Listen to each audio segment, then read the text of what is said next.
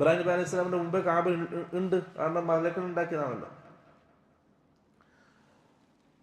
അപ്പം ദുആണ്, റബ്ബന അല്ലാഹുവ ഇന്നി അസ്കൻതു മിൻ ദുർരിയതി, എൻ്റെ കുടുംബത്തിനായി താമസിപ്പിച്ചിരിക്കുന്നു, ബിവാദിൻ ഗൈരി ദീ സറഇൻ, കൃഷിക്ക് യോജ്യമല്ലാത്ത ഒരു മരങ്ങളോ പച്ചിലകളോ ഇല്ലാത്തൊരു താഴ്വരയിൽ, ഗൈരി ദീ സറഇൻ ഇൻദ ബൈതികൽ മുഹറം, എവിടെ?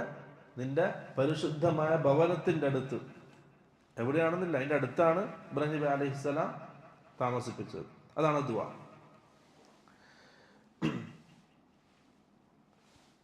അങ്ങനെ സഫ മർവന്റെ ഇടയിൽ ഇങ്ങനെ ഓടുന്ന സമയത്താണ് മകൻ ഇസ്മായിലിന്റെ കാലിന്റെ അടിയിൽ നിന്നും വെള്ളം വരുന്നത് കണ്ടത്.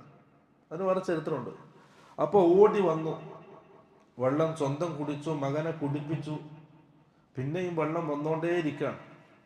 ആ സമയത്ത് സംസം എന്ന വാക്ക് പറഞ്ഞു. സംസം എന്നുള്ളത് ഖിഫ് ഖിഫ് എന്നാണ്.